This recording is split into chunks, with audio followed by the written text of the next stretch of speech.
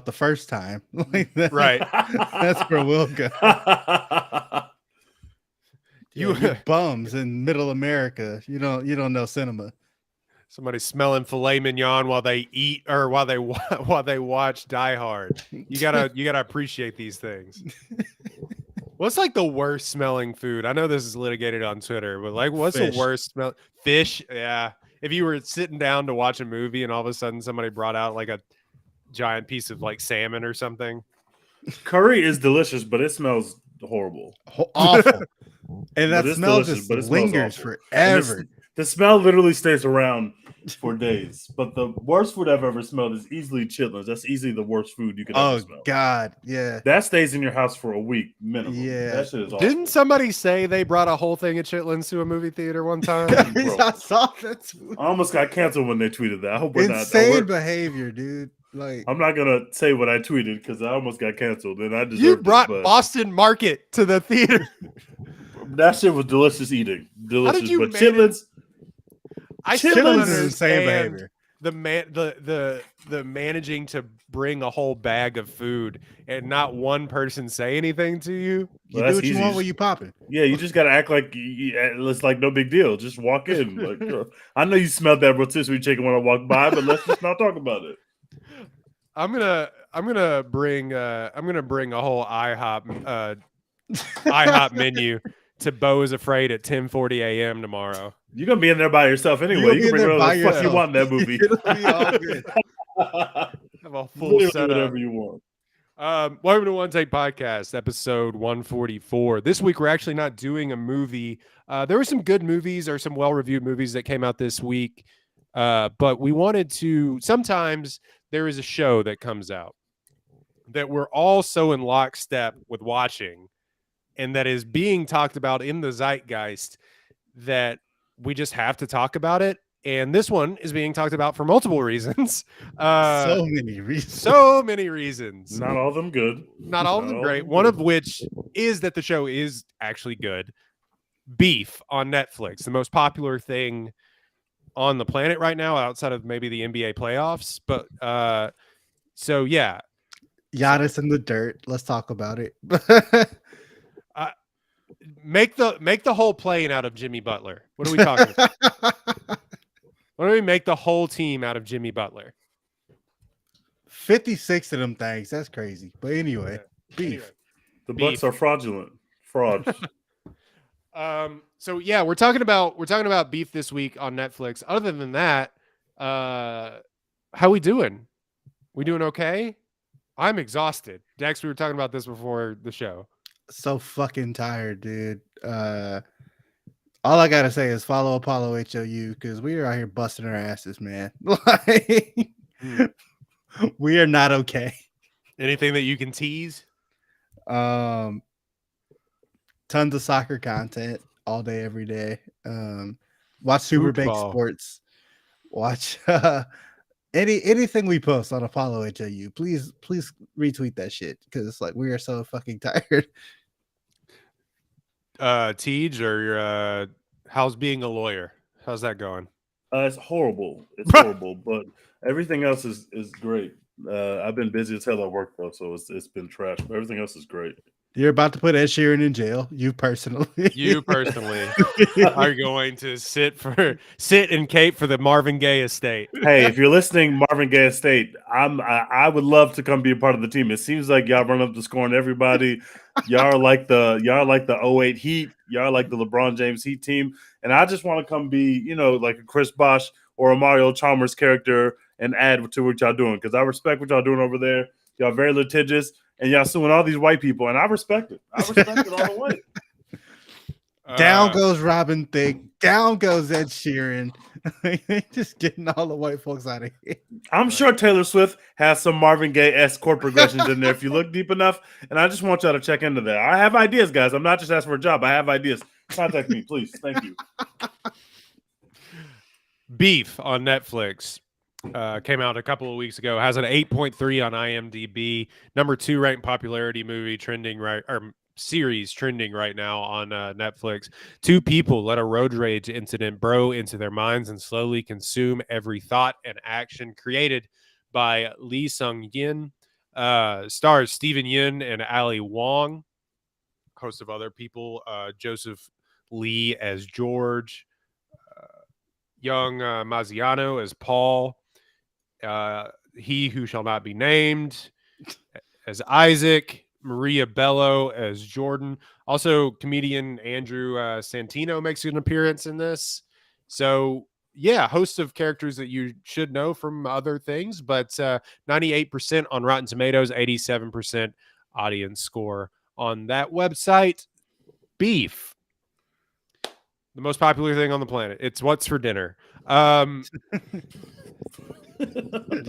you not know that commercial? Anyway, Beef. It's what's for dinner. No. Where is the beef? Anyway, Tej, where is the beef? What's your rating review?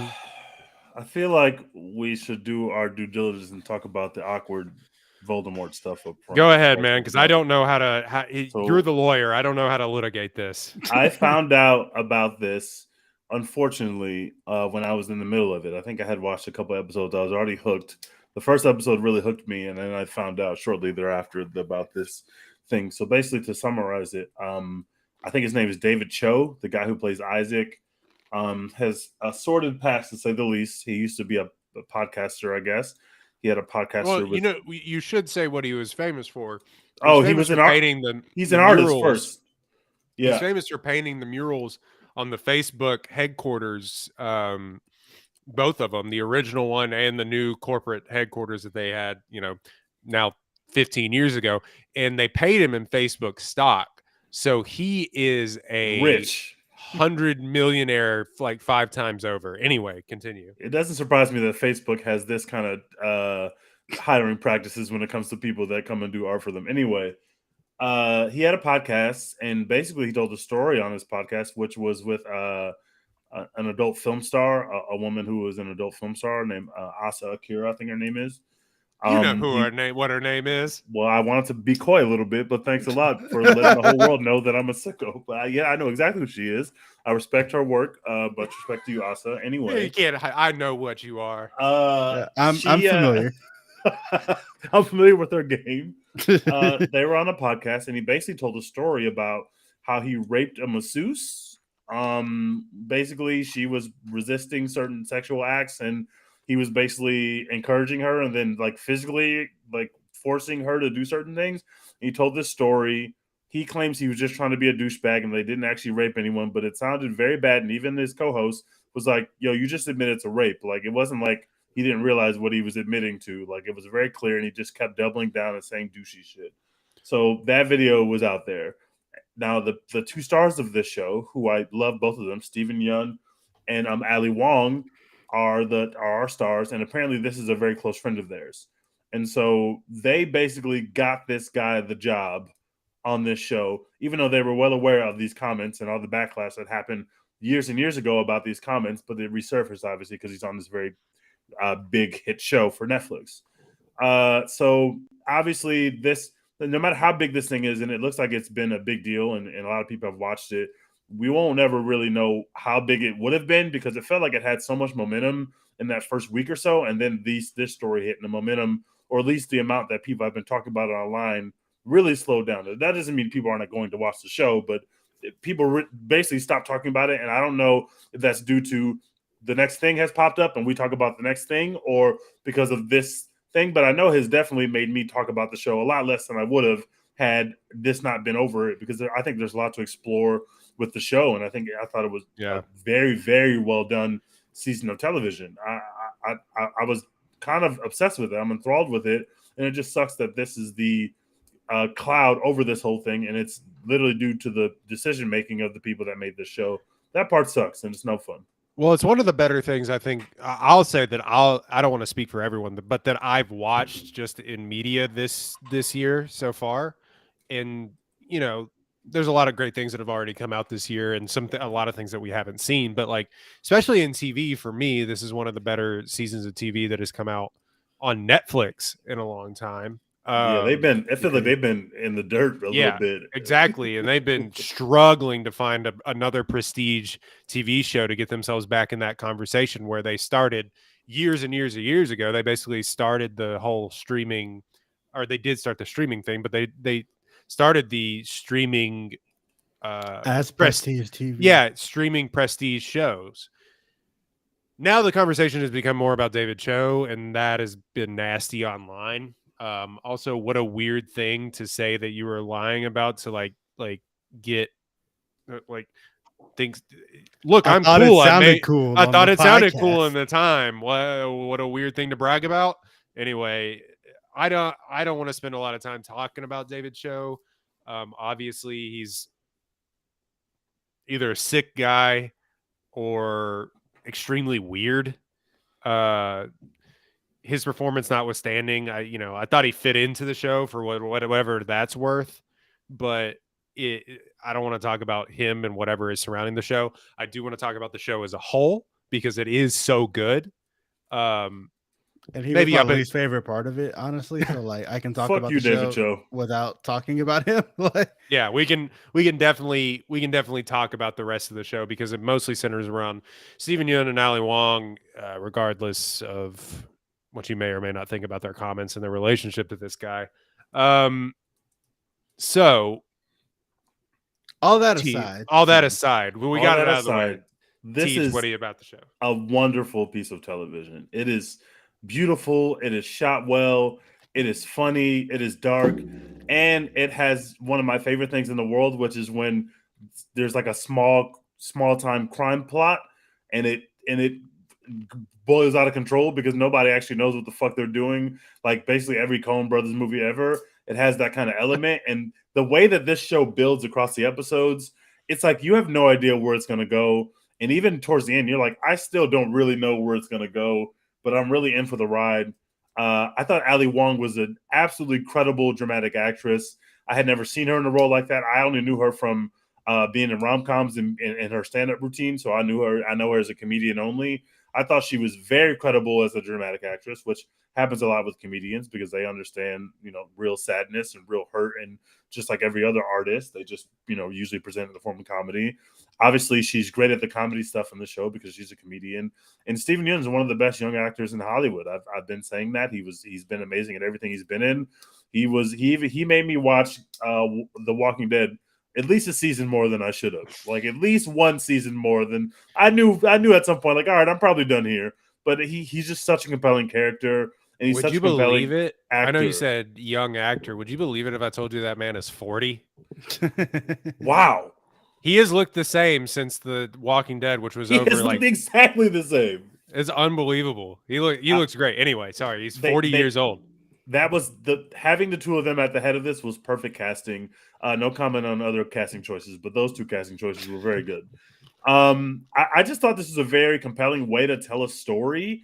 And I thought the way that you can build that somebody, maybe it was one of y'all, somebody told me this is like watching 10 episodes of Uncut Gems in terms of the level of like tenseness they're able to put into you. I agree with that. And I appreciate it. I gave it an A. I really enjoyed it. I know some people didn't particularly love the ending, and I know we'll talk about the ending later in the podcast, but I was all in for the ending. I thought it was perfect. And I'm just begging and praying the gods, the TV gods, our TV overlords, don't make another season of this show. Let's just remember for what it is. There's already controversy around it anyway. So one of the characters you wouldn't even be able to bring back. Let's just, let's all go do other projects. That was a very cool project. I'm interested to see what else these people direct. I'm interested, obviously, to see what else Ali Wong does and Steven Yeun does because they're great. I won't be following David Cho. I really like the guy that plays his brother. I love the guy that plays her husband, George. And George had the swaggiest sweater collection I have ever seen on TV Incredible in my entire sweaters. life. The swag. Those were unbelievable levels of swag with those sweaters. The sweater he chose to wear when they were going to potentially fight or maybe potentially have an argument with the person she's been beefing with when she first tells him, I was like, this is your fighting sweater, bro? I don't really understand that, but all his sweaters were so swaggy that it made up for it. Props to swaggy sweaters. We're going to give this an A. I really enjoyed Beef. I'm not going to tell anyone to watch it because I know some people aren't watching it due to the controversy, but I really enjoyed it, and I'm happy that I watched it. I gave it an A. Look, we all watch things with deplorable people. I'll leave that there. That's true. I don't know. It'd I be understand like I understand why you wouldn't. Yeah, I don't Hey, know. I'm I don't watching want to The go any. Flash. I don't want to dig any further into that. I'm watching The Flash and I'm watching Magazine Dreams. I can admit those. I'm going to be tapped in for both of those. facts. I'm sorry. I'm a terrible I'm sorry, person. guys. Call me what you want. I need the cinema. I'm sorry. I need it. I literally need it. I'm going to be in there. I'm going to be in there. Men constantly continue to fail us, including me, and I'm part of the problem. Like, I am going to keep watching these movies. I can't He's miss The Flash. admitting That trailer defeat. is too fire, bro. I'm sorry. I know Ezra Miller is the worst person in the world. I understand that, but the trailer looks like it's real cinema over there at DC, and I'm sorry. I have to tap in. I watched 3 hours of Black Adam just so I could be ready for this moment. I prepared for this. To your point, Tej, somebody on TikTok, and he's kind of gone viral after this several times, is that saying that sweaters are the sluttiest thing that a man can wear. Facts. Going back I can see that. Knives Out, Chris Evans. Oh yeah, I was just about Chris to Evans' say sweater, that. Knives Yeah, Out. that Chris Evans sweater and Knives Out had the whole That sweater block was on fire. Which you can That sweater only was look fire. good in if you're in shape, by the way. That's like true. if you're not in shape, you just look like the Michelin Man. That's facts. So yeah, I agree with that take. And by the way, that shit is not cheap. Like, No. do not get it twisted. Don't It think you might- about to go cop. it has holes in it. It might be some sweaters at your local H&M or Zara that look similar. It ain't the same. Like, That ain't Ralph though. like, do not get it twisted, brother. Oh my god. Dex, you and I are kind of in lockstep, or maybe a little different, but I think in lockstep with how we feel about it, in that the ends don't necessarily justify the means for something like this. Yeah. Do you want to expand on that? Yeah. So I really enjoyed the first 8 episodes of this show. It's a 10 episode season for people who don't know. And then Another mistake. episode 9 just completely jumped the shark for me. Like before, it's like this very obviously very tense but relatively low stakes, like low, I don't know the right word for it, but It was low stakes. It was just like one person may not get money and the other person may not get to build their family a home. Yeah, it was like, these two people, they have beef. Like there's a bunch of petty escalations throughout, right? And it's just like cool to see where those like dumbass decisions take each of them. But then episode 9, we're not going to spoil it yet. We'll get into spoilers later. It just goes completely off the fucking rails in episode 9. And like, I was like, what are we doing? Like, why did we do that? Why did we jump the shark like this to make this show something that it really wasn't to start out? And then the final episode kind of slows it all the way back down the other direction. And I wasn't really feeling the end of it. But before that, I was all in. Like Ali Wong and Steven Yeun, the titular beef, like it just works. Like, you know what I'm saying? You're just fully engrossed in it from episode 1. Like it's literally just some petty people in a parking lot doing some shit that you've like probably thought about doing if you drive a car. Like, you know what I'm saying? Somebody pisses you off in the parking lot and you like have that intrusive thought where you're like, I should chase them down and let them know how I feel. Y'all or live in whatever. Houston and LA. This is a real thing. Yeah, this is a real fucking thing. Like there's people I see on I-10 every fucking day who I'm like, I should teach this bitch a lesson. Like, this motherfucker got me fucked up. I should run his ass down because I could. Like, 16 lanes on this Katy freeway. You chose to cut me off? you chose to cut me off, you bitch. Like, it's just like these intrusive thoughts that you have, and then they act those out. But like by the end of it, it just goes so like the escalations are so ridiculous. Like it's one thing for you to make one bad decision, and then after you make that bad decision, like you're locked in, so you keep having to do stupid things. But they make bad decisions and like have just an easy, obvious out for all of their bad decisions. and then just make worse decisions, like on top of the original bad decision. And so by the end of it, you're like, what the fuck? What are we doing? Like, why did we get here? And that's part of the point. That's part of the fun, but it just didn't end up working for me at the end. But prior to that, like the show was funny, like, you know, like the drama I was super invested in, like when it was smaller and pettier. I thought it was cooler. And then once it gets to like some real shit, you're like, oh, I don't know if I felt it like that. So I ended up giving it like a B plus, like almost an A minus, because it's a really enjoyable show right up until the last 2 episodes for me. But before that, I was fucking all in, anxious as hell, having a great time, laughing, all that stuff. But by the end, it went a little too far for me. I love 9, but I didn't when it comes to, like, I gave it an A as opposed to an A plus because I had some issues with 10 as well, but I didn't have any issues with 9. 9 was right where I needed it to be, and then it was 10 that I was like, I get it's very hard after 9, something that like pulse pounding, to dial it back and do something a bit more introspective. But some of the decisions they made in episode 10, I was not decision of the characters, decision of the people writing the show and making the show. I was like, no, this is interesting. I see what you're trying to do, but I don't know if this is the most effective way to get to the end of the story. So I gave it an A, mostly because of episode 10 as opposed to an A plus. Because through 9 episodes, I was easily at an A plus, easily, very easily. I'm at an A minus, so I'll split the difference. You know, I don't want to be the middleman, but I think I couldn't go as far as a B because I had I was so compelled watching most of it. And even episode 9 and 10, for most part, I was compelled watching what was going to happen. But the problem is that we'll get into it in a little bit. It's like they took something that wasn't like Breaking Bad or something and then made it Breaking Bad. And you're just like, okay, cool. Now there's a guy with a head on a turtle in the middle of the desert. All right, sure. That was such a badass scene in Breaking Bad. Yeah. Like, all right, sure, okay. But I like Breaking Bad and things of that ilk. It is normal people pushed to extraordinary circumstances, and if they follow through with those sort of carnal desires, I think.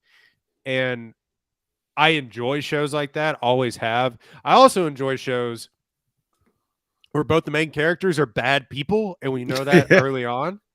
Love that. Just not redeemable. Both these people are pieces of shit, and it's awesome. What I hate, what I hate is when people like take that and then say, you know who was the real bad guy this entire time? It happens all the time on the internet. George, the husband, was the real bad guy this entire time. You're like, get the fuck out of my face. Skyler was the bad person the entire time. The real problem is rich people every time. Right. I think that does do a pretty good line, toes the line pretty well of being like, the pursuit of money is kind of what this is, the driving factor behind a lot of their decisions, but it doesn't it makes fun of her for being rich, and like it makes you less sympathetic for some of her plights than it normally would, but it doesn't like villainize her because she's rich. You know what I'm saying? It definitely villainizes her boss because she's rich. Oh, it does do that. Yeah. But she was the most over the top, like, character, like rich person archetype. Yeah, she was the flattest character in the show, and I was like, yeah, that was played by Melissa Bello, or Maria Bello, the most flat person in the show. And I was like, it is weird to have a character this flat in a show that is this good and this nuanced about its great characters, actress, to have a character like her. Yeah, I thought she did a great job, but it's just like I was like, oh, so she has no redeeming qualities. Okay, cool. We're just supposed to hate her. Okay, cool. Let's go on hating her. And it's a classic stereotype of white person obsessed with specific culture, and it's just like going over the top to prove that she knows about this culture, as far as like stealing museum pieces to have in her home. No, I thought it was just really, really entertaining. Bad decisions throughout, and because of those bad decisions, like I said, it was like watching Good Time or Uncut Gems for 10 episodes. Well, I guess 9 episodes. And it was one of those shows or movies that you watch and you say, hey, if we just like sat down and talked about this like a normal adult, none of this would happen. But that's not what we're here for. Or if we just like let one thing go, Let it go. time. Like, and maybe that was the thing, is like we let all this stuff, we never like act on any of this and, push to the limit. What would you do? That was definitely sort of, I think, the mission statement of all of this. It was also went to church one time and started letting the beef go, but then the beef started cooking again. Yeah, to me, it was in the church. Right. It was an interesting the church. It was an interesting story.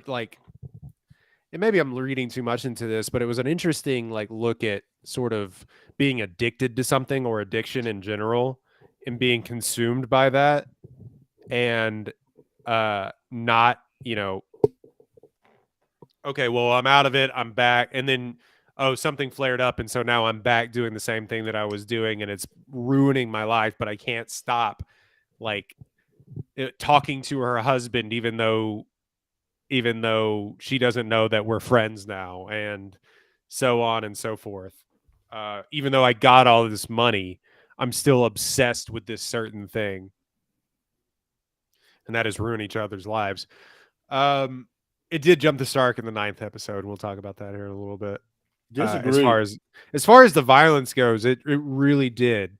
Because like I said, it's one thing to think you're Breaking Bad, and then it's another thing to just do it all of a sudden. Yeah, and part of the jumping the shark thing for me in the 9th episode is not just what actually happens and the violence of it all. It's the cinematography for it. I was like, this is not the show that we were doing before. You know what I'm saying? This is not we weren't doing this fucking red smoke shit. We should say it's the highest rated episode on IMDb of this whole series. It didn't jump the shark. I feel like it was a natural. We were building towards it the whole time. It was shocking, but none of it was quote unquote surprising, because I thought we were building it the whole time. And you could tell they really wanted to get into some super violent shit, because it slowly started to become violent when he accosts the other church dude because he thinks that he burned down the house. He was really getting with him. He was punching him. He also has a fight in the house with George. So they started to introduce violence. And also, by the way, a road rage incident where you're chasing people off the road is inherently violent. It's just not violent in the same way episode 9 is. I didn't think that the way we ramped up to 9 felt like we were in a different show. I definitely agree that it looked completely different. The way they shot it was completely different. It was oh, now we're doing our Tarantino episode. But I appreciate that. I loved it. I was like, yeah, let's just throw everybody together at the same time, and let's let crazy shit happen, and let's get that white dude from Dave, and let's make him a criminal, and let's see what happens. I was into it. I had no issues with episode 9. But I will say the thing to me that escalated the show for me and kept me on the edge of the seat was the threat of violence the entire time. The threat that something might pop off. And when it didn't, it was sort of okay, we got through this episode. Whew, nobody died. You know what I mean? They hit you with the Chekhov's gun in the first episode. Right. Or he when masturbates with his fucking gun, in the first episode. Yeah. It's somebody's about to get shot. Incredible content. Or, they hit you with the bait and switch of they throw the grandmother down the stairs or whatever. And she ends up being she shakes that off like a wide receiver coming over the middle. She just gets back up. She's good. Has one night stay in the hospital. She's fine. Back to finessing immediately. Right. Yeah, A- for me. One of the better things that I think, controversy notwithstanding, one of the better things that I think that I've watched so far this year. They said, and here's my final point. Not everything, let TV shows be TV shows and movies be movies. I think podcasts and people talking about films now do a really bad job now, because everything is a TV series and not everything is a movie. Like it seems easier to get television series made now than it seems to get movies made. 20 years ago, this would probably be a movie. I would say it should have been a movie to me. If this was a 2 hour and 25-minute good time special, we would have been nominating this shit for Oscars. I don't agree. Yes, we would. I also don't agree. I don't agree. This was a TV show through and through. It's a one season. It's 10 hours. It's no season 2. It's perfect as a 10-episode arc. The creator already said they have a 3-season arc planned out. No, I'm not watching. Please don't tell me that. Please don't tell me that. I will not be there. We don't need to see any more of this story. We don't need any more. Leave it where it's at, man. I'm good. And also leave David Cho where he is, which is not on a movie set. Hopefully, leave him at home. I will say, is this A24's first foray into television? Is this their first one? No, I don't think so. And if it is, we're gonna have to really have a conversation about A24 being at the top of the game right now. They also did that Mo show for Netflix last year. Oh, they did do Mo comedy.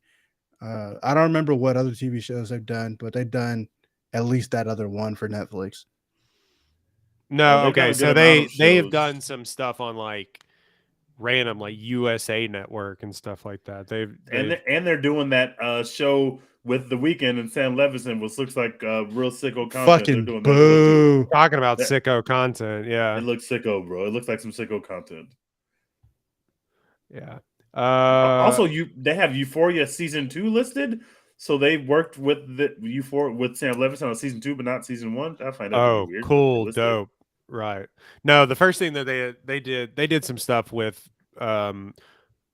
years ago in 2014. So they've been doing this for a decade, but that was the first time that I've sort of noticed the A24 logo in front of stuff. They did Rami too, which is everybody's favorite show that I haven't watched. I haven't watched it either. I haven't watched it either.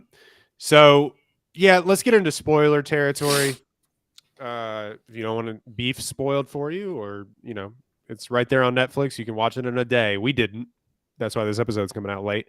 But spoilers for Beef.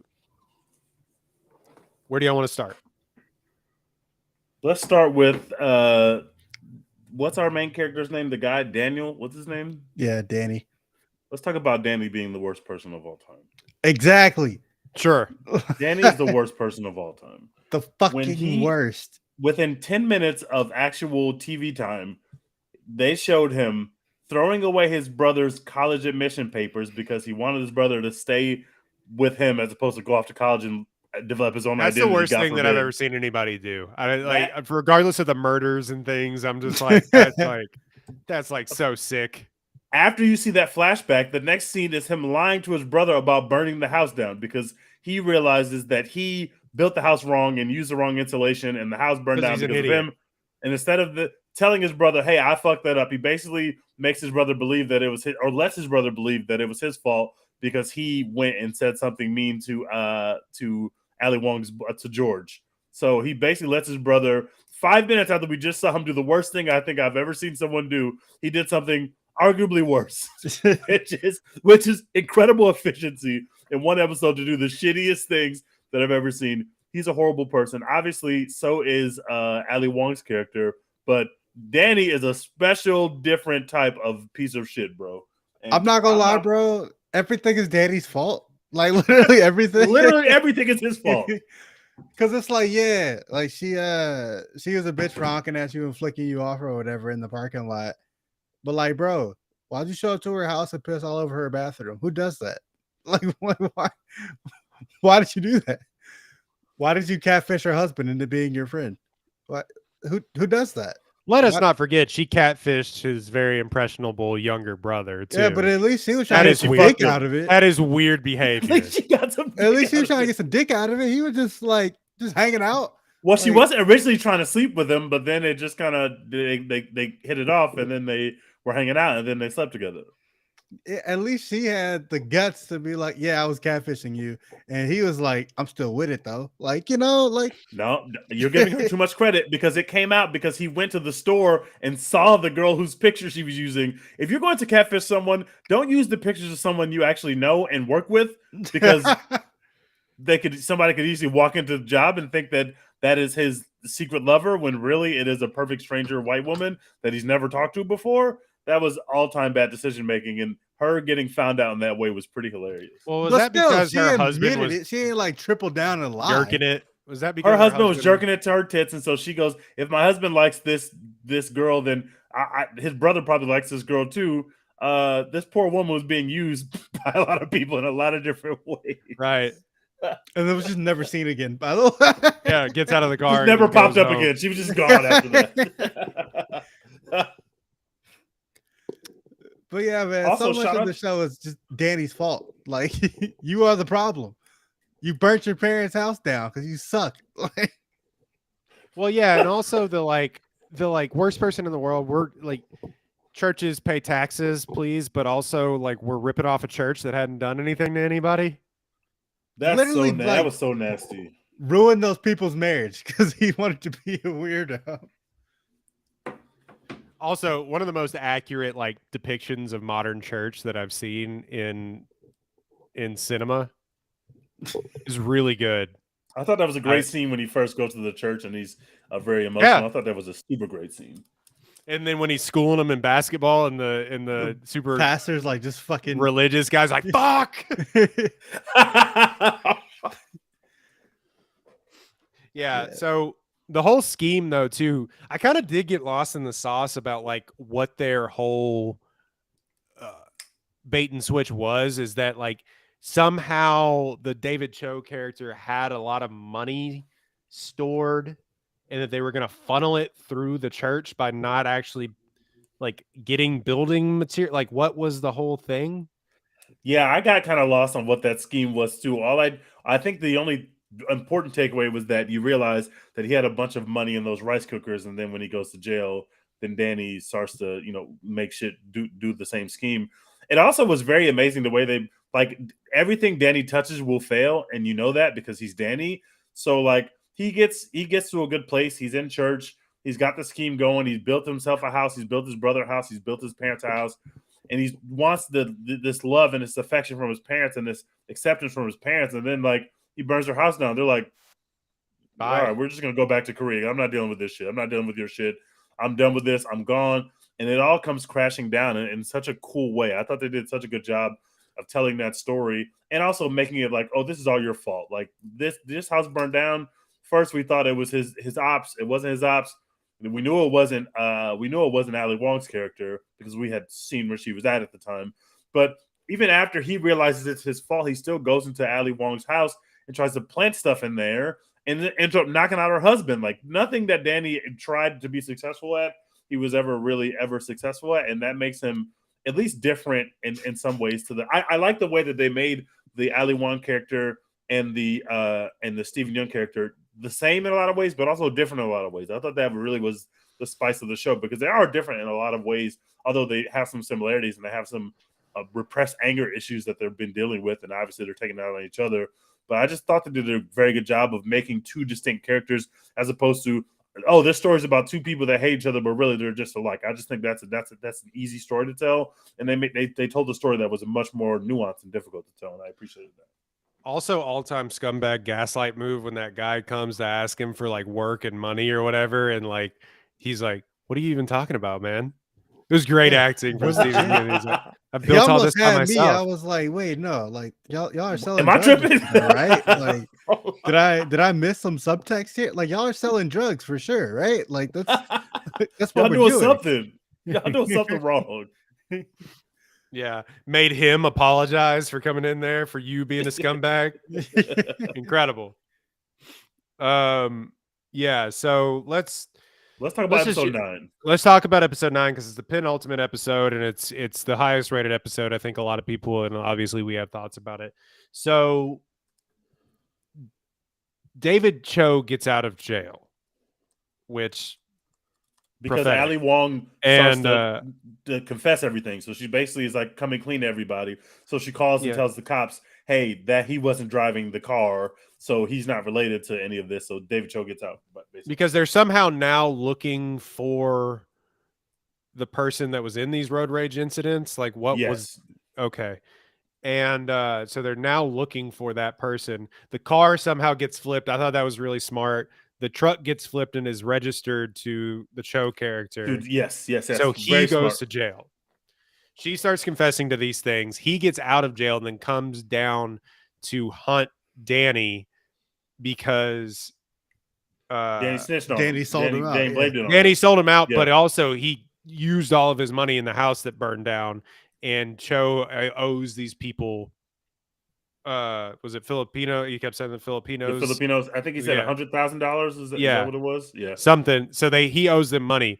He, in the weirdest, like, just turn around and take the girl back. I guess you probably would still get arrested, but like, Danny accidentally kidnaps Ali Wong's daughter. That doesn't make any sense to not turn around. Yeah. That's what I'm saying. Like, there's so many little escalations where it's like, bro, you're doing something that makes zero fucking sense. Like, even for somebody in a shitty situation, I would be like, oh shit, there's a kid in the car. Let me get this kid out of here. I'm just gonna drop her back off at home. Anonymous tip. somewhere. She's on the corner, you know. Well, they tried to address it by saying like something could happen to her wherever he drops her at, but like he could have called Allie right then and been like, "I'm dropping your daughter off. Don't ask any fucking questions. Your husband is fine." Well, he didn't know her husband was fine at that point, but I'm dropping her off. She's fine. No worries. But instead, I thought that's what was going to happen. Is that he calls Allie. Her name's Amy in the show. What's her name? Amy. Sorry, Amy. Yes. He calls Amy and is just like, "Look, I know we have this thing. Like, I somehow accidentally have your daughter. Like, here she is. Whoops. You know what I mean? Whoops. Yeah." And My that's how the beef continues. Is like, you fucking weirdo. Why do you still have? Why do you have my daughter? What did you do to my now ex-husband? But the same daughter he almost literally blew up in a car, which was Right. the most insane thing I've ever seen. Yeah, I don't know, bro. I forgot Something about that. like, oh, I can't drop her off on the corner. Something bad might happen to her. You mean like you might when you almost someone burned might her pick car her up When you almost Someone might burned pick her her up alive. and take her to a den full of criminals? Like, Literally. Oh man, what would we ever do? But then the Cho character gets a really bright idea that now he's going to blackmail Amy for $500,000. Just don't do that. You know what I mean? Just do the opposite of that. Just don't do that. And it's a really weird thing to where it's like, I guess it's a really big jump to me. Dex, I believe this is where I think you're at, where, I can't get the money, but there's all these artifacts in this house, which they do a couple of times in this show. There's all these artifacts in this house. Come steal those. Insane Because decision those by are Amy so- to say, hey, as opposed to calling the cops or doing anything else or trying to get the money together, just come to where I physically am, where I am also a part of the danger, and come here and steal, and just don't tell them that I sent you here. Okay, bye. Come rob the woman who was supposed to be giving me $10 million. Yeah, who's bankrolling my whole operation because she just doesn't like her for some reason. I don't know what the animosity was there. She's a racist, rich asshole, but still a horrible plan by Amy. At An least awful get out of the plan. house. Just get out. Just leave. Just say, hey, come rob her, but I'm not going to be here for any robbery. So I'm just going to go home. Cough, cough. I'm sick. I'm going home. Like, what are you Also, doing? like, I don't know about y'all. I've never been in a situation where like I owe a Korean prison gang several $100,000. Filipino or prison whatever. gang. Filipino prison gang. I've never been in that situation, but I feel like they're not going to accept, hey, give Artifacts. me some time. Hey, I got this dope ass chair. I got this dope ass chair for y'all, headdress. I don't have your money, but I have these art pieces. So if you give me a couple time, like some time, I can move it. Just go let me go to the auction scene, like, and Yeah, like, how do you, if you steal that chair, how do you blues. move it? Everyone's gonna be able to trace it. Like everybody, we know this chair. This shit, like, what do you? I've You can't sell always- that to me.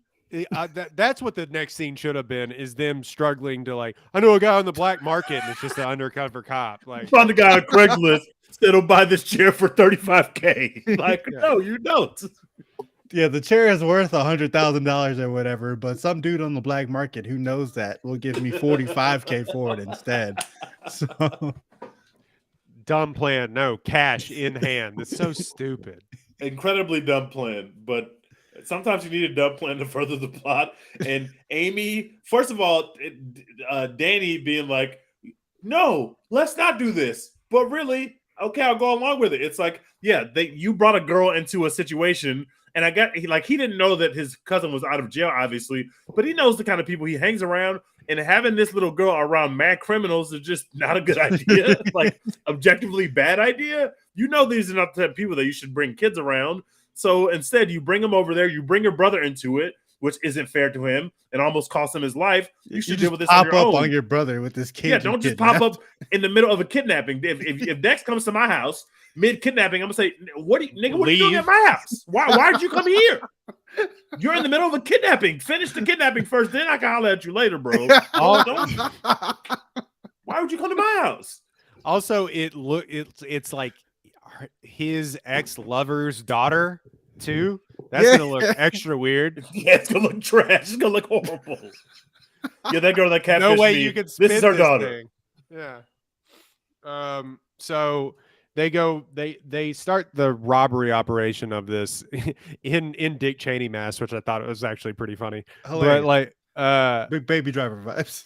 yeah, so they start this robbery and they just are putting everything in bags, but Go yard bags. Danny and Paul try to choke out the one of the other henchmen, I guess, if you will, and try to put her in the car and leave. The kid into the car and leave. Kid into the car and leave. And then don't, because they get picked up by They got jammed up. They got jammed. Yeah, They got jammed up because the guy said the guy asked them, "Where is so and so?" Right? Isn't that what happened? And yeah. Other dude popped out with a gun and was like, "Where's blah blah blah?" Yeah. So the cops are somehow coming, and instead of cutting bait and just leaving, they take their mask off and expose themselves and try to blame it on Danny and Paul. Yeah, that was weird as hell. Then a chase. It was really convoluted. Then like a chase ensues, and this woman and her partner try to get into a panic room, and her partner closes the door too soon and cuts her in half. The other Asian girl was a big hater. It made perfect sense that she waited a second. The woman was like, "Don't close it without me." She waits. She's looking. She's like, "Nah, fuck that. He a little bit too close to you." Presses the button. Now, obviously, she doesn't know it's going to cut the woman in half. She thinks it's going to slam in the woman's face. But either way, you're killing her the same way. If this guy is actually trying to kill this woman, you leaving her out there and you cutting her in half with the door, same outcome. Same outcome. Which is like the most, the most insane escalation of violence. In her house, by the way. You're doing seen. this in someone's house. This is her house. Like, you're doing this in her house. This whole time, since episode 1, we got shown Ali Wong's gun, right? And we've seen it like time and time after that. Like Ali Wong's like fucking pointing the gun at her iPhone and shit. George is pointing the gun at Danny. Like, we've seen this gun multiple times. We are waiting and waiting for somebody to get shot. And then like the least consequential character in the story gets chopped in half by a door. I was like, what the fuck are we doing? Like, where did that come from? Unbelievable Tarantino-esque level of like escalation there.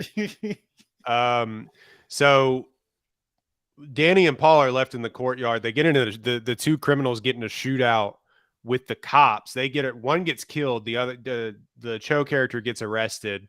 Ali Wong Amy is safe. Paul gets over a wall and gets shot at by the cop like immediately. Like they don't even say, "Hey, stop." They're just like. So Danny thinks he's dead. He sneaks out eventually after all the cops go away from this massive crime scene that I'm sure would, only take 2 hours. I'm sure, whatever. And by the way, part of the reason that I was like the cinematography and the way the show is shot is just like an insane escalation.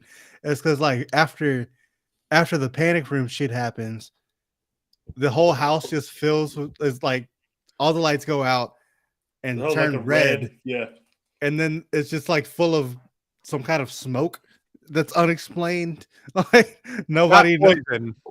poison. I don't know what the fuck that was, but like just Didn't make a bunch lot of of sense. red smoke everywhere, and like it looks cool, but like It looked just cool as not shit. just not like the rest of the show. So I was like, why? You know? So he steals a Hummer and he drives past Ali Wong's character, lamenting that now she won't have custody of her daughter because George sends her an email like, "Get the fuck away from my kid, you psycho!"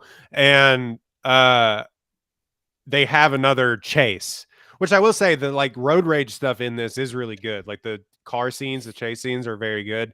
They have another chase and mutually assured destruction.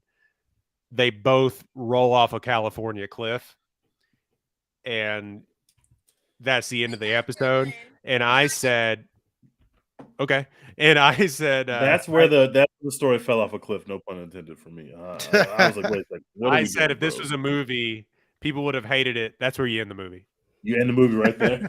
Right there. You just end it, and everybody goes, "What the fuck?" And that's the and you have to justify that in the press tour. I would in fact have hated it. Yeah. I would have hated that. So, what do y'all think about the 10th episode, and then we'll wrap up what we thought about Beef. I wasn't having a lot of fun with them being in the woods together, doing drugs together by mistake, fighting over the gun, flirting. I wasn't really into that, but I like what happens after they get out of the woods. Once George sees him and immediately reacts by shooting him, we finally got Which the I moment would. Dexter talking about. Somebody had to shoot somebody with that gun. Well, Danny got shot, which I appreciated that. But then having her laying on him, obviously it was like, it's not like hidden that there's people, even other characters infer like, hey, are you in love with this guy? Like, what's really going on with this? So like, there was always some, some I always thought there was narrative. some underlying tension there for Yeah, Yeah, for me sure. too. Yeah. It was clear to Yeah, see that that there made was some sense. underlying tension there of like, there might be some attraction between these two people. So I knew that's where they were going to end up. I'm assuming that's where they're going in season 2, which no, thank you. I don't want to see that, but I was fine with that aspect of it. But everything in the woods, I was like, I understand why we're doing it. Having her talk when it's him talking, she's talking as if she's him. He's talking as if it's her. It's just like, okay, this is like a cool movie filmmaking trick, but I don't think it's serving my view of where the plot is going. So that whole like 40 minutes where they were trapped in the woods together didn't do much for me personally, but I liked the way that they ended it. I was fine with that. Yeah, I like the I very hated- end of it, I hated the coma thing. If they were going to leave him in a coma, I was like, I fucking hate this. but he Like, wasn't you did in a coma. Wasn't he? I He guess woke he up. is. I didn't think like that. I thought he was just like sleep from the medicine. I didn't think about a coma. Yeah, he like hugged her back, like when she like He's on a laid fucking him. ventilator. Still, he like, it's like Yeah, at the very end, which I guess is some resolution. But like, That's I know, plenty resolution for me. Leave it right there. I know that they're Don't going to make make. They're anything trying to else make from a this second show. season, and I'm kind of like, this Please stinks. don't. Because what's the like? It doesn't justify having a say like what's the beef now? They're definitely going to make another season because Netflix is it- in need of content. So Is unfortunately, it it's we gonna happen. have beef with George? It's fuck George time. Like, what are we talking about? Probably. Because like they did the whole thing where like George is like, my lawyer like is looking for you, blah blah blah. Like they'll probably try and resolve that. Probably do something with her and the kid. Obviously Danny and his brother Paul have some shit to work out now. Like, so maybe there'll be like, and Amy and Paul as well have some stuff to work out. yeah. So like there's a lot of unanswered questions, but like I said in the group chat, I would rather just have those questions be unanswered. Like I'm cool with leaving it where it is. And if they make a second season, I'm not watching that shit. I'm good because I know it'll be terrible. Like there's no way it's going to be good. Block is too hot. They're not going to make a second one. No, yes, they will. Oh, I feel like nobody's they gonna be talking will. about this shit in 2 weeks. They definitely making another one. It's too much money to be made. If they made another season of House of Cards without Kevin Spacey, You know what? like- True. Okay, That's yeah. facts. You know That's what? facts. David Cho won't be in the show, but they're going to make another season, and they'll just talk about Isaac as being an off-screen character who helps the plot in some way, but he doesn't actually appear on screen. That's what Yeah, he's in jail. Done. Recast. He's in jail. I hate when shows don't do this. Just recast the thing. Like yeah, they're they could gonna. do that. Do him I like don't Jonathan understand. Majors. I don't understand. Like we're smart enough to realize. What are we gonna do? We're gonna be like, oh, that's not the same guy, so it doesn't make sense. And we're like, no, like we get it. You call him Isaac one time, and we're like, oh, that's Isaac or whatever his name is. Do y'all have a favorite for the new Kang Because it seems like, given everything Jonathan Majors is going through, there are already rumors that he's going to be recast. He's already filmed Loki season 2, so he will appear in that. But after that, with Kang Dynasty and all the stuff after that, we don't really know what's going to happen yet. If he is being recast, who do y'all like? To me, I like the Damson Idris or whatever his name is. Snowfall. To me, it would have been Yaya, but he's already slated to play Wonder Man, whatever that is. On I don't not know a real thing. I did see that. They could just stop making that and just make him Kang, which would be the right play. But if not Yaya, give it to John Boyega. The Disney Corporation owes that man. I love me some John Boyega. I would love that. We got plenty of guys out here now that you can do this. Yeah, Jonathan Majors, you might have overestimated your own. Obviously, you're a very talented actor, but there are plenty of people out here that can be Kang, brother. And if all Kang's going to do is get cooked by Ant-Man, let me tell you right now, I can play Kang right now, bros. I can get cooked by Ant-Man right now. If they can in the audition tape, if they can make Don Cheadle be Terrence Howard, then they can replace you with any old body, dog. Speaking of recasting, we all just accepted that very quickly. We were all just like, sure. Okay, done. Same thing with Bruce Banner. It was like, oh yeah, that Hulk movie, that doesn't exist. And also, look, oh my God, you love this guy. He's your new Hulk. And we were like, all right, cool. Let's go with it. Sure, why not? Yeah, so Beef, Marvel, Netflix. Anything else to talk about? Where does Netflix got a good one that, thousands of people stream like Outer Banks or whatever the fuck Wednesday, but this is like the first one that they've had since, Stranger Things is prestige TV, but in a different way. You know what I'm saying? I don't know since when was the last time that they kind of had a show like this. Those numbers for Beef season 2 not going to hit the same, but this was a great they did a great job with this. It's just unfortunate that they stubbed their own toe when they were making something good, because you had everything you needed to make something good and you stubbed your own toe and you curbed some of the momentum just because of this casting choice that y'all made, which maybe y'all had to make because you had to appease the 2 stars, which means it comes back to being on the 2 stars and everybody's a little bit accountable, and it just sucks. I haven't seen it yet because I don't watch a lot of TV. This was my TV show for the quarter, to be honest. But apparently this Carrie Russell thing Netflix has right now is the hottest shit in the streets. So all right. They're on. I forget they're still doing The Crown. People like that Lupin show. The Crown, yeah. I made it through like half an episode of season 5 and I was like, actually I don't care anymore. Never mind. Yeah, this isn't even our drama. Why do I care about that? Also, she died. Right. I'm good now. It doesn't matter. Be interesting to see how they address that one. Yeah, so Beef on Netflix. Check it out or don't. Who cares? Next, we are going to do Best Beefs draft. Take that however you want. We are going to do the Best Beefs drafts 1 through 4. We're going to pause for 2 seconds. I'll be right back.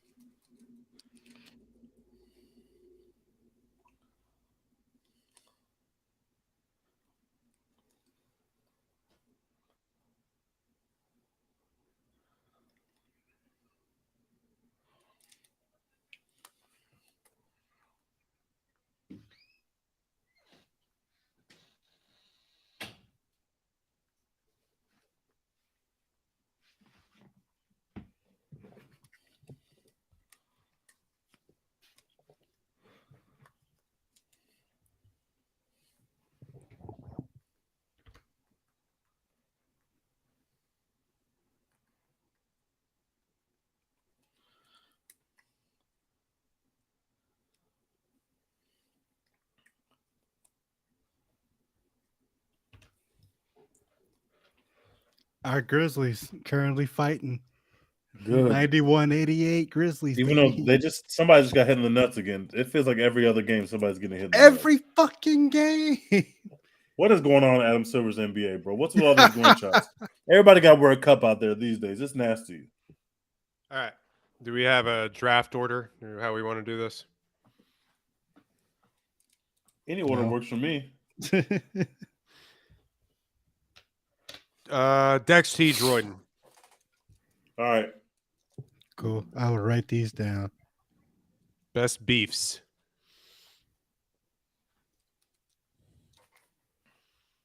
Dex T. Royden. Okay.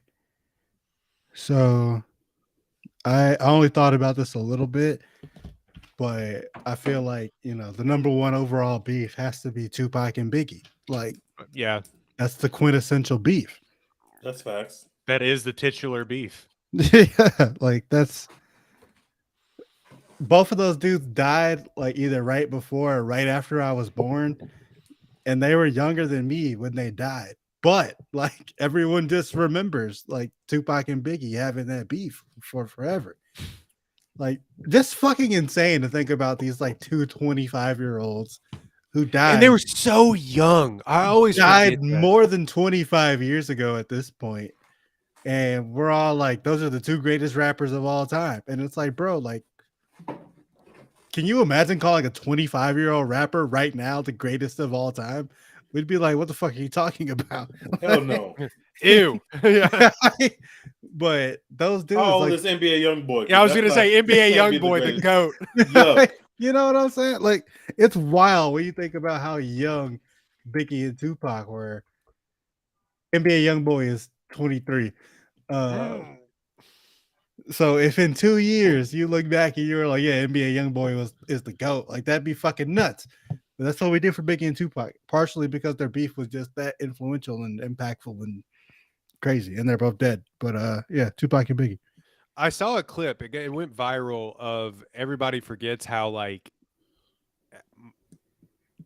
I don't know how confrontational. I guess I don't know that probably wasn't the word, but like that Snoop Dogg was, and it was him at either the Source or I forget what it was, where he was just like getting booed on stage, and he's like, "Y'all don't like the West Coast now," or whatever, and everybody forgets just how like violent it all was. Now that Y'all don't got love for the West Coast? yeah, that's what it is. And now that Snoop Dogg is selling sheets with Martha Stewart, but like it crazy. Yeah. Okay. Tej. I'm picking a beef that is still brewing to this day. To this day, if you Google either of these people's name or Google their names together, you're going to see recent news stories. And my beef is Isaiah Thomas and Michael Jordan. Damn it. Isaiah Thomas fucking hates Michael Jordan. This stuff that they're arguing about happened 40 years ago, and they're still arguing about it as if it happened yesterday. Well, really, only Isaiah Thomas is arguing about it. But MJ made the documentary. Isaiah Thomas was in it. He made Isaiah Thomas look like a fool. I can't believe they agreed to be in it. That's a dumb thing. If you're in beef, you're in beef for life. And when you act like it's not beef, then he's gonna take a chance to get the cheap shot. That's what he did. He got some amazing content out of Isaiah saying the stuff that he said in the documentary. Isaiah didn't like that. Did not put the beef back on. And this beef is never going to end. It's never going to end. These people are going to pass away. RIP to them. And they're still going to have beef in the grave. It's never going to end. Michael Jordan, Isaiah Thomas. Michael Jordan is going to show up at Isaiah Thomas's funeral and talk shit. Like facts. This could also, I'm not going to pick this, but this could be like Michael Jordan versus literally everyone. And he was like shitting on everyone. Versus his teammates versus Pippen. Yeah. Versus Steve Kerr. He was like shitting on people during his Hall of Fame press conference or Hall of Fame speech. He's like, y'all didn't believe in me. Who made the high school varsity basketball team over him. Years later, he shit on him in the speech. He invited him just so he could shit on him. Michael Jordan is super petty. He's all-time hater. All-time hater for being one of the most successful people ever. All-time hater. The hate fueled him to greatness. Yeah. Mine is Hollywood celebrities and cleanliness. Oh, shit. every single week on here, we get a new update about how Jared Leto doesn't wear deodorant and like rubs crystals under his arms, or how like what was it that Mila Kunis and I don't know if this is true, but it was just like they said it in an interview. Mila Kunis and them and Ashton Kutcher don't bathe their kids, and like That's Matthew child McConaughey, abuse. Matthew McConaughey has been known to not wear deodorant, and it's just like this is one common thread in all of this stuff. Liam Neeson just walking around with piss pants. Piss pants. Jake Gyllenhaal, same thing. Not piss pants, but like not wearing deodorant. Why do we need to know this? First of all, don't tell us this. You don't have to tell us this. Second of all, Wash your ass. Yeah, I'll take the cancer if I smell better. I'm just being honest. Like I don't care if the patchouli, oil doesn't last as long as Dove. So that's my number one. My number two is Harrison Ford and interviewers. What? Have you never seen a Harrison Ford interview? Actually, let me change that. Harrison Ford and Star Wars fans. Oh, okay. That's fair. He Everybody doesn't give a hates Star fuck Wars about fans. them. And he the funniest interview of all time is like, do you think that Han shot first or Greedo shot first? And he says, I don't care. It's the funniest Check interview cleared. ever. Yeah, Leave he's me like, alone. fuck it. I'm famous. Why do I give a shit about a movie that came out in 1979? All you nerds need to stop asking me this shit. So yeah, that's Harrison Ford versus any interview about Star Wars. I'm gonna take No, another Teach. classic beef. It's my turn. Oh, it's Teach, you're right. I'm going to take every female rapper ever. They're all beefing all the time. All of them. All the current rappers are beefing. Sometimes the beefs are fake. Sometimes the beefs are real. Sometimes they collaborate with people specifically based on the beef chart and who they're beefing with. And it usually centers around Cardi and Nicki Minaj. And they have their offsprings. And then they have people that they like and other women they don't like. And it's just very fascinating because they always go to Twitter and argue and do all that. And the fan bases get all toxic and crazy. And it's very fun content to watch from the outside, but it is toxic as fuck on the inside. And I have been accosted by the Nicki Minaj bunch for some shit I said.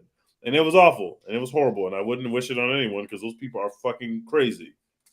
So I'm picking the girlies, the rap girlies. That is my answer.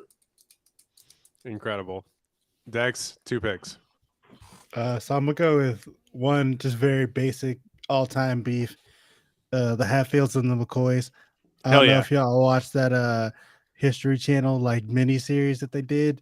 It's very good show. Incredible bang, cinema. That shit banged. It's on Shout Netflix out- again, I think. Yeah, shout out to the Baylor alum who wrote that or directed it or whatever it was that he did. But yeah, that's just incredible content. They had beef for years over like a stolen pig or some shit, and like 80 people died. They call it a battle. Like they had a war in a field. What? Yeah, folks really had to die. Like it was serious. Like it wasn't Like this isn't no even bullshit. folklore. It's just like something they know happened not that long ago. Yeah, all things considered, not that fucking long ago. Like two dudes used to be cool with each other, and then the Civil War happened, and then somebody's pig got stolen, and then like 80 people died. Like it's just all time marrying crazy. each other and stuff like that too. It's Yeah. just like There's a little Those- Romeo and Juliet action going on. Like those Appalachia beefs are different. and then I gotta go with Alabama Auburn, the Iron Bowl. Yeah. Oh, this is Just amazing. because shout out to my guy, like, well, not my guy, but shout out to the guy who was just so pissed at Auburn fans that he just went and poisoned their trees. You're just like, fuck your trees. Harvey Updike. Yeah, Harvey Updike. He went to big jail over that too. Yeah, he was just like, Yeah, fuck hell your yeah, they don't goddamn play about trees. Especially not those trees. You could have poisoned any other two trees in the world. but you poisoned Noah. So now you got to go to big fucking jail. Like, and you know it's real when that happens. When somebody's willing to do that. So yeah, shout out to Alabama and Auburn. They've given us some great wars over the years. Incredible. Auburn's gonna win the football game. Greatest radio call of all time. That radio call is so good. They don't That, play like, the it's ESPN amazing. call. All of us have just chosen to remember it like that's the way we heard it the said, first fuck time. the national broadcast call. We're gonna listen to the radio Yeah, call because that none is of the us heard the superior call. radio call live, but we all just choose to remember it like we did. Like that's how fucking good that shit was. Auburn's gonna win the football. Oh my god! They're not gonna be able to keep him off the field tonight. Incredible. Tej, another pick.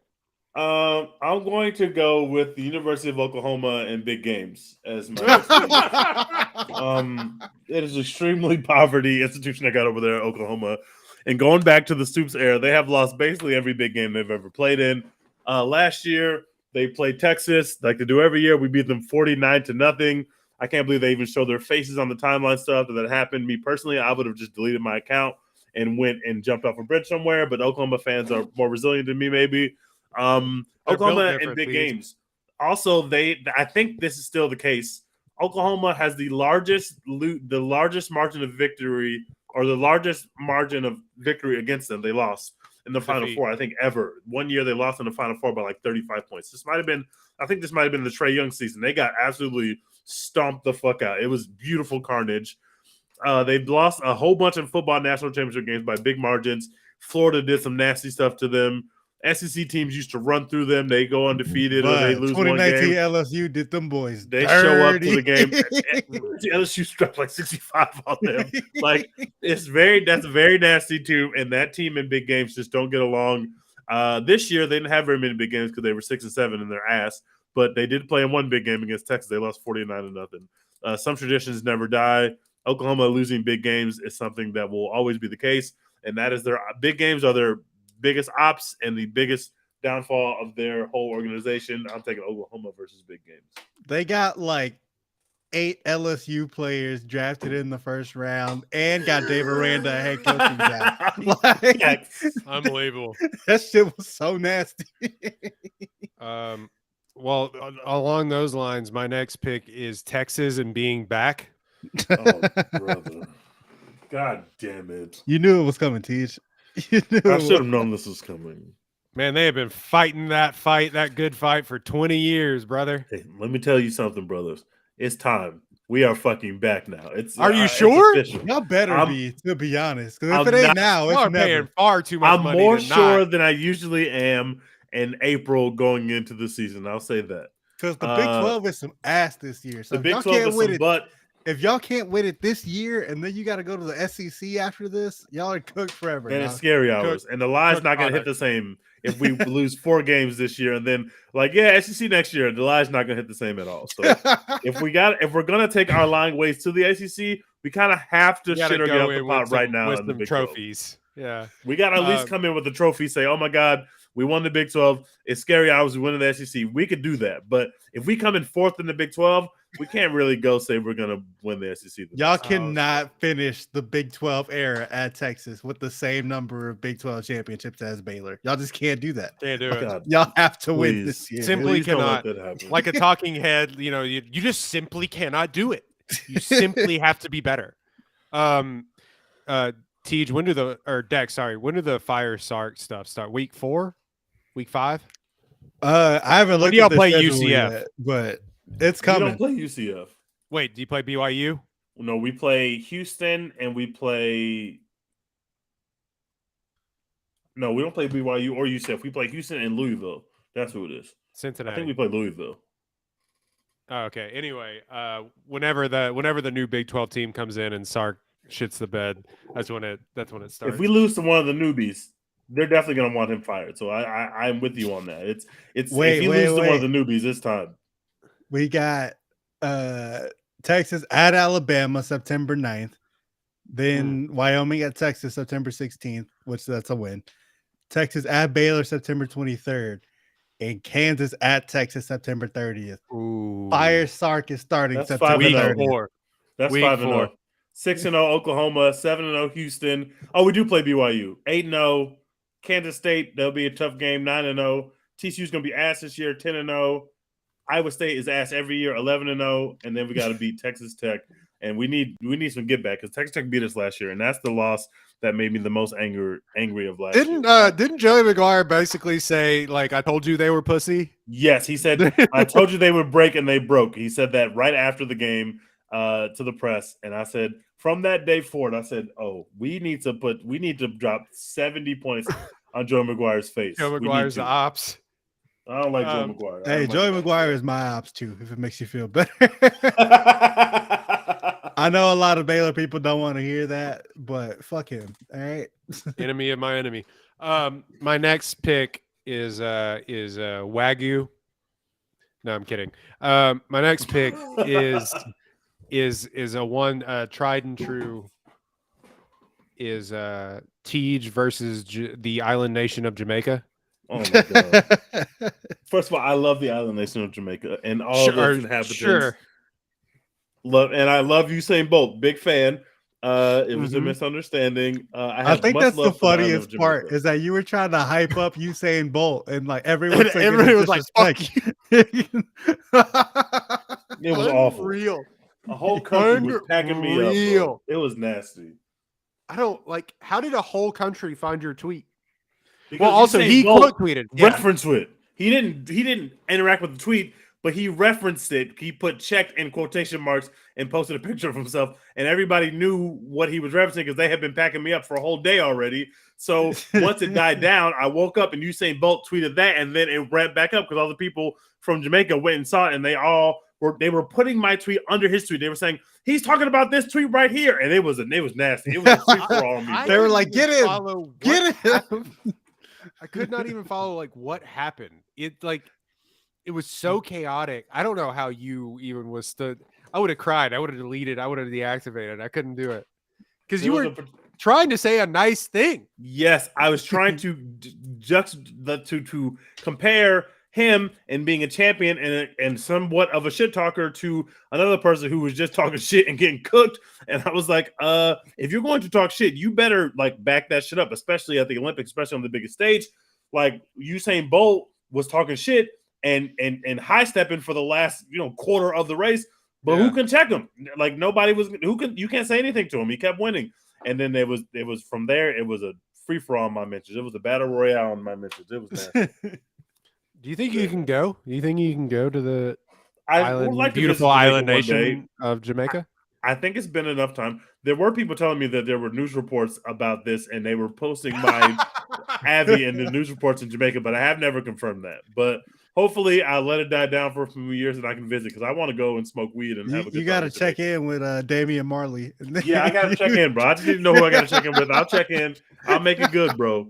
I'll make it good. So they got a mugshot of you like Old West out on like the corners on I'm gonna walk into telephone poles. Walk into a hotel or something, just see my picture hanging on the wall, be like, yeah, I think we need to get out of here right now. Obviously, it's not over this yet. We need to get out right now. Okay, Tej, final pick. My final pick is Luka and carbs. Luka is a failure. He is a whiner. He's a complainer, and he also is doughy and fat. And so I'm picking Luka and carbs because one, I hate Luka Doncic. He stinks. And two, he just let his team opt out of the playoffs basically by not even trying to get into the playoffs. And a real champion and hero would never have let that happen, even if everybody else sat. And he said, no, I'm going to play. And then he played for one quarter. Hey, Luka, playing for one quarter doesn't do anything. Nobody gives a shit about you playing for one quarter in a game where your teammates are tanking and you are their leader and they're tanking. What does that say about you? You are a fraud. You are a loser. And you will never prosper in Dallas because Dallas Mavericks will never, ever see a championship ever again. That's it. James Harden wouldn't let that shit go like that. Is all I'm saying. Facts. Harden would have played the whole game. They might have lost, but Harden would have played. He wouldn't have sat down on the damn bench like a coward. As somebody who is shaped like Luka Doncic, I resent these comments. Luka Doncic does cardio for a living, though. Literally, he is paid millions of dollars to do cardio every day. Every other day, he's doing cardio, and still, His waistline is the same. That doesn't make any sense. It defies human logic. Luka Doncic, he's also like obsessed with like cigarettes and sweet block. tea, which actually I get. So, you know, as somebody Guys, who John is, might have just done it. John might have just done it. yeah, Desmond Bain makes 2-point shot. So they're We're up up on 2 the, with 6.7 as seconds. you're left. listening to this, Memphis is probably going to win game 4. Well, let's hope. Lakers have a You chance. love to but see it. I really would love to see it. Jaw, all-time beef, Jaw, and Instagram stories. Dylan Brooks and half the NBA. Dylan Brooks breaking kayfabe. Dex, final pick. I feel like there's so many good options on the board, but I'm going to take the bullet here and just say it. Drake and Pusha T's beef has been all-time great content. It just has. Like It really Has has. as a Drake Yes, stan, It has. like it's just I know we lost. It's fine. It happens. You won't admit that on the timeline, though. I admit it all the time. Like He he he's won. been admitting it. He's been admitting it. Like Every they time I won. see it, you're like, nuh-uh. I don't think it No, matters. he doesn't. Yeah, he's saying like, okay, it is true that Drake lost, but who cares? Because Drake still sits where Drake sits, and Pusha T still sits where Pusha T sits. That's what he Exactly. says. That's what I'm saying. But the beef itself, all-time great content. Like, you know, there's a reason that we're still talking about this to this day. I feel like like for the last couple of weeks, every single day I've seen someone new talking about like the Drake and Pusha T beef again for no reason, just because it's great content. And you know, Pusha T, he did the damn thing. He won. He did it. You know, it is what it is. No one could touch Drake for like a decade, and then Pusha T just cooked him. Like it happens. All right, LeBron, 5, 4. Oh shit, He made it. he fucking made it. Tied the game with 0.8 seconds left. LeBron, why do you hate me so much? Ah, man. It's almost like the guy is clutch. Who would have fucking thought? Skip Bayless, eat your heart out. I'm so far behind on the Pusha T Drake. I couldn't give a shit. Nothing else has happened. That happened years ago. Yeah, I know. I'm just like, nothing, no updates. yeah. Another beef. Our private information in Chinese servers. And TikTok. Yeah. TikTok TikTok knows versus more Congress. about me than me. Apparently, I'm supposed to already have had a kid in golf by now, According to TikTok. according to Elon TikTok. Musk versus Twitter. All-time beef. Elon Musk versus his constituents. Can we talk about that? I know like we're going long. What a dumb thing that has happened with Twitter. We've systematically and really quickly made Twitter lame. How did you do that? Having people publicly come out and say, I'm not paying for Twitter Blue, and then Elon going in the back door and giving them no. Twitter Blue anyway, Yeah. making them look like liars is nasty and diabolical, bro. Bro, fucking you are in a beef with Drill because he doesn't want to pay you $8. So you gave him the product for free, and that's supposed to be like some genius shit. Galaxy brain stuff. If I go into McDonald's and I'm like, Big Mac your fucking ass. I'm not paying for that shit. And they They're just not going to give me a free one. hand me Big Macs for the rest of the day. That you're not gonna be like, haha, that's genius. Like, what the fuck? Like, what are we talking about? Well, that's aggressive block by AD. To send it over. The best tweet that I saw about this entire thing was imagine getting LeBron James to write for your website for free and then telling him he had to pay you to write for the website. Like, the fuck are we doing? It's unbelievable. Anyway, it just nothing has killed. No meme has killed anything quicker, maybe besides Morbius, than this dude is paying for Twitter Blue. Dude. Nuts. Just cooking that. Anyway, I thought LeBron was a liar. I was ready for the slander. Then I said, "Oh, Elon is a liar here." I should have known. no, I did it. I Elon's a paid for it. fucking dweeb. I'm glad you can afford your own website, Elon. Really, really happy about that. Elon, you are a dweeb, and you need to relax. 'Cause this is stupid, bro. Every time I see a basketball tweet on my timeline with some news in it, I gotta fucking double check to see it's really that person, because you made people pay for something that should be a foundational thing about the website. You should let everyone know that I am who I say I am, and it shouldn't be something you pay for. That is just ridiculous. It doesn't make sense. There was no problem with it in the first place. Like, we were all chilling. We were all just fine. The problem is that Elon is a broke boy and he paid too much for Twitter. That's the problem.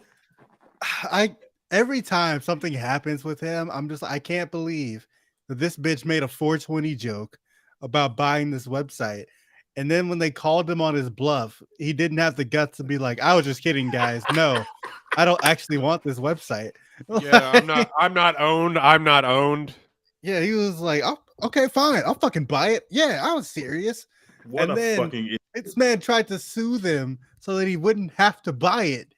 And then when he realized he was going to lose that fucking lawsuit because he's an idiot, he was like, haha, like, I've always wanted to own Twitter and tear this site apart. We know you didn't want to buy it, brother. You just wanted to be a troll and try to make changes from the outside and complain about it. And we were all doing that too. So it was fine. But then you purchased it and you made it worse. One of us. One of us.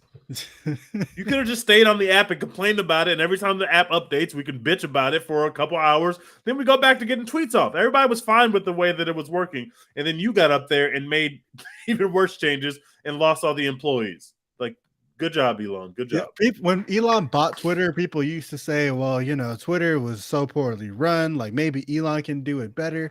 No one mentions Twitter being poorly run in the past anymore. No. No. Because he's just that fucking bad, dude. Like, Oh, man. Billionaires are just like us, folks. I, too, could run Twitter right into the dirt.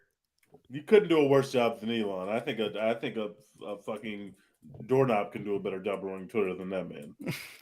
All right. Anyway, that has been a One Take podcast. You can find us One Take Pod on Twitter, One Take Pod on Instagram, TikTok, the like. It's the number 1 TAKEPOD. You can, or just type in ONETAKEPOD. I forgot how to spell for a second. We're a little confusing with our name sometimes. But anyway, go leave us a review for that. It's the one with the marker on it, the film marker on it. So go the scene marker. Go do that. Can I ask Dex, has he been supporting our fave before he says the catchphrase? Has he seen her new film yet? Has it happened? I don't. it is not, but it's coming. As soon as it's on streaming, I will be watching. I ain't go see it in a theater because I'm a bad supporter, but yeah, it's on VOD right now, but I'm not paying $20 to watch it. I'm sorry. You can find it for free if you are handy enough. I'm pretty sure it's bad, so I'm gonna get it free. I'm almost certain it's bad, and also Zach Braff directed it, so like I'm willing to kind of boycott on this one for a little bit until we're finally free of his clutches permanently. You can find us at Roy Ogletree, at Lord Dex Hinton, at Les_Humble Go follow the Slander U podcast. Go follow Dex's writing at ApolloHOU.com. Please and thank you. Apollo. Rest in piss, Tucker Carlson. Dex, what are we doing? # support Florence Pugh, baby. All right, we're out.